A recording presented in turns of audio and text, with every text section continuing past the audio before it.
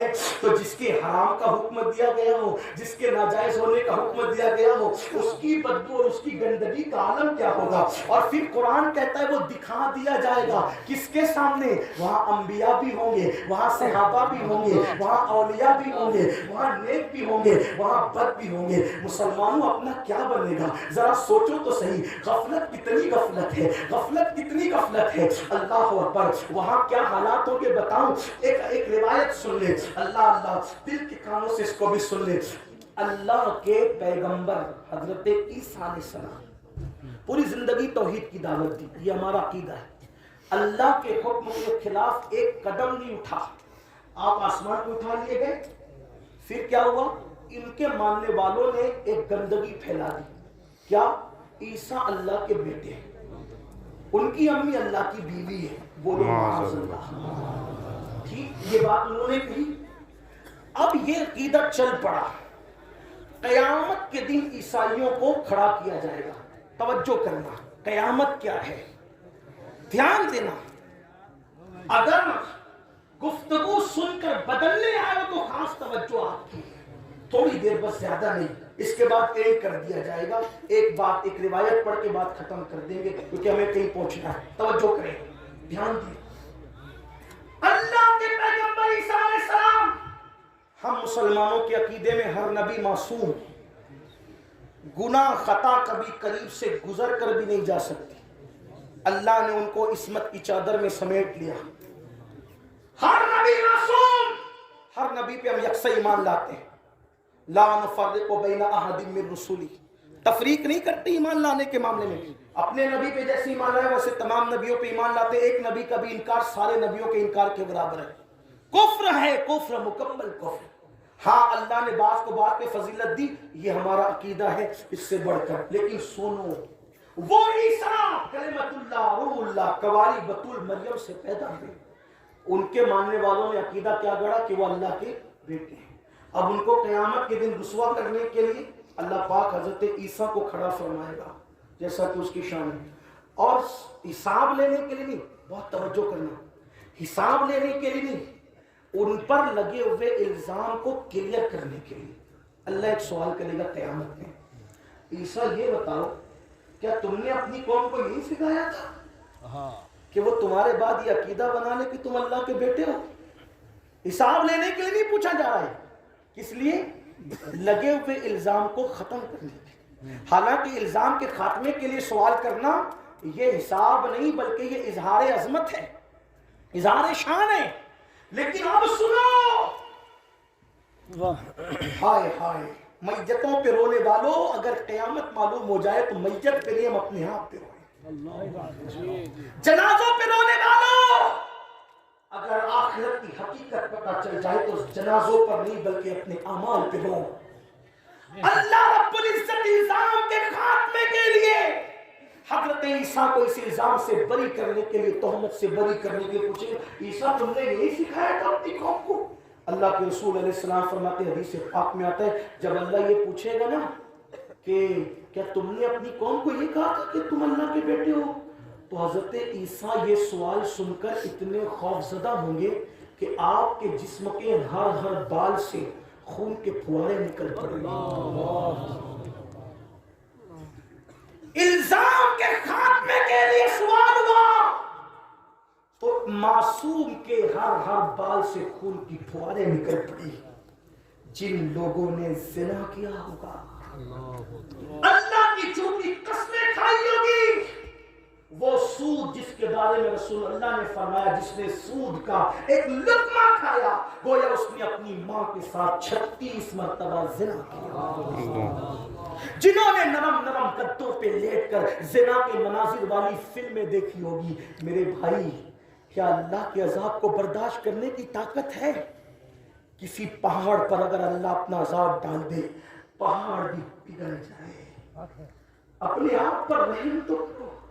مئی کی گرمی آنے سے پہلے ایسیاں درست کرتے ہو، مئی کی گرمی آنے سے پہلے سوتی کپڑے سلاتے ہو، مئی کی گرمی آنے سے پہلے کتنے انتظامات کرتے ہو، لیکن مئی کی گرمی کی اوقات کیا ہے اور جہنم کے عذاب کی حقیقت کیا ہے؟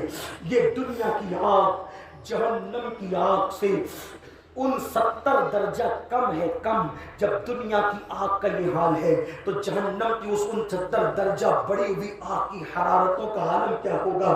اللہ اکبر. اپنے آپ پر تو رحم کرو. یہ جسم جس کو ایک مچھر ڈنک مارے تو ہمارا جسم بے قرار ہو جاتا ہے, مکھی اس پر چلے تو اپنی نیند اڑ جاتی ہے, بچھو کاٹ لے تو تڑپنے لگتے ہو. میرے بھائی, کھیت کے بچھو کا ڈنک برداشت نہیں کر سکتے, جہنم کے بچھوؤں کا ڈنک کیسے برداشت کرو گے. تمہاری یہ سادی سیدھی خوبصورت صورتیں دیکھ کر رحم آتا ہے. اپنی صورت کو جہنم کا ایندھن مت بناؤ. اے جم کرنے والے میرے جوان, تو کتنا بھی مضبوط طاقتور جسم بنا لے, جب تو بچھو کا ڈنک برداشت نہیں کر سکتا تو خدا کا عذاب کیسے برداشت کرے گا. بس میں بات اتنی کہنا چاہتا ہوں. لوگ کہتے ہیں قیامت میں جو ہوگا مولانا دیکھا جائے گا. حضرت کعب احبار سے ایک بار فاروق اعظم کہتے ہیں, اے کعب ذرا مجھے خوف و خشیت والی باتیں سنا. تو حضرت کعب نے کہا, امیر المومنین, جب جہنم کو قیامت میں لایا جائے گا اور اس کے شرارے اٹھیں گے تو اس وقت اٹھتے ہوئے شراروں کو دیکھ کر انبیاء کی شان یہ ہوگی کہ ابراہیم خلیل اللہ گھٹنے زمین پہ ٹیک کر اللہ سے عرض کریں گے, مولا آج ابراہیم اپنے لیے امان چاہتا ہے, کسی کے لیے کچھ نہیں چاہتا. موسیٰ کلیم اللہ کہیں گے, مولا آج میں اپنے لیے امان چاہتا ہوں, کسی کے لیے کچھ نہیں چاہتا. وہ موسیٰ جن کے لیے قرآن کہتا ہے من جانب الطور ایمن وقربناہ نجیہ, اے میرے موسیٰ طور کے دائیں طرف آ تاکہ میں تجھ سے پیار کی راز کی باتیں کروں. وہ کلیم اللہ وہ گھٹنوں کو زمین پہ رکھ کے کہیں گے, مولا میں اپنے لیے امان چاہتا ہوں, کسی کے لیے کچھ نہیں چاہتا. حضرت کعب احبار کہتے ہیں, امیر المومنین, اس وقت عیسیٰ کلمت اللہ اپنے گھٹنے زمین پہ رکھ کے کہیں گے, مولا آج میں اپنے لیے امان چاہتا ہوں, اپنی ماں کے لیے بھی کچھ نہیں مانتا. یہ اس دن کا حال ہوگا. اور قرآن کہتا ہے, یوم یقوم الروح والملائکہ صفا لا یتکلمون الا من اذن. قرآن کہتا ہے اس دن جبریل امین بھی, وہ جبریل جو فرشتوں کا سید اور سردار ہے, وہ جبریل امین جو اللہ کے نزدیک قوت والا عزت والا ہے, قرآن کہتا ہے جبریل بھی اس دن فرشتوں کے ساتھ اللہ کی ہیبت سے کانپ رہے ہوں گے. ان میں بھی اور فرشتوں میں بھی کلام کرنے کی جرت نہیں ہوگی, کوئی کلام نہیں کر سکے گا الا من اذن, مگر اللہ جس کو اذن دے, اور اللہ جس کو اذن دے گا وہ کوئی اور نہیں ہوگا, وہ میرے اور تمہارے آقا ہوں گے. لیکن ایک بات کہتا ہوں, یہ قیامت کا منظر ہے, یہ قیامت کا حال ہے. قیامت کا حال بتا دوں کیا ہے, جرائم پر دلیر ہو رہے ہو. ایک ماں اپنے بیٹے سے ایک نیکی مانگے گی تو بیٹا کہے گا تو کون ہے, میں نہیں پہچانتی. اور بیٹا ماں سے نیکی مانگے گا, ایک نیکی, تو ماں کہے گی تو کون ہے, میں نہیں پہچانتی. اس دن باپ بیٹے سے بھاگے گا, بھائی بھائی سے بھاگے گا. یہ تمہارے دوست جو تمہارے کندھوں پہ ہاتھ رکھ کے تمہیں گناہوں کے اڈوں پہ لے جاتے ہیں, قرآن کہتا ہے الاخلاء یومئذ بعضهم لبعض عدو, تمہارے جتنے پکے دوست ہیں, الاخلاء فرمایا, اخلاء خلیل کی جمع ہے اخلاء, اور خلیل کہتے ہیں پکے دوست کو. ایک بات کہہ دوں, آج کوئی کسی کا خلیل نہیں ہے. ارے لوگ دوست نہیں ہے تو خلیل کیا ہو سکتے ہیں. خلیل کہتے ہیں پکا دوست. اور پکا دوست کس کو کہتے ہیں پتہ ہے, اگر دوست کہے آگ میں کود پھر اس کو کود نہیں ہے, یہ خلیل. دوست کے اکلوتے بیٹے کو رکھ دے چھری پر, چھری کے نیچے, خلیل کو رکھ دینا چاہیے. دوست میں یہ کرنا ہے, بیوی کو چھوڑ دے جنگل میں, خلیل کو کرنا چاہیے. یہ خلیل ہوتا ہے, خلیل یعنی دوست کی جو مرضی وہ خود کی مرضی, خلیل اس کو کہتے ہیں. اب قرآن کہتا ہے, حالانکہ یہاں قرآن خلیل کی جمع خلا بیان کر رہا ہے, جتنے گہرے دوست, یعنی ایسی محبت ہو کہ ایک دوسرے کے بغیر نہ رہ سکے, ایک دوسرے کی مرضی پہ قربان ہو. ایسے دوست تمہارے کیا بن جائیں گے, کیا بن جائیں گے, عدو, دشمن بن جائیں گے, دشمن. قیامت کے دن کوئی کام نہیں آئے گا. اب یہاں پر کچھ لوگ تھوڑا بڑھ کر کے ڈینگے مارتے, کہتے دیکھو کوئی کام نہیں آئے گا نا, کوئی کام نہیں آئے گا نا. ہم کہتے ہیں ابھی آیت پوری نہیں ہوئی, آدھا قرآن پڑھنے والوں یہودیوں کے طریقے پہ نہ چلو. یہودی یہی کرتے تھے کہ اپنے مقصد کی توریت پڑھتے تھے اور چھوڑ دیتے تھے, لیکن یہ اسلام ہے, یہاں ادھورا قرآن نہیں پڑھا جائے. قرآن کہتے ہیں الاخلاء یومئذ بعضهم لبعض عدو، سارے تمہارے گہرے دوست تمہارے دشمن ہو جائیں گے. مولا کوئی کام بھی آئے گا تو کہتا ہے الا المتقون، جو متقی ہیں وہ کام آئیں گے. مولا اور سمجھا متقی کا مطلب کیا؟ تو کہا ان اولیاءہ الا المتقون، جو متقی ہے وہی تو میرے ولی ہے. پتا چلا جہاں تمہارے دوست دشمن بنیں گے وہاں تمہیں اللہ کے ولی کام آئیں گے. اسی لیے تو ولیوں سے رشتہ جوڑتے ہیں کہ ولی کام آئیں گے. اور ہمارے گوشت تو متقی نہیں بلکہ متقیوں کے امام ہیں.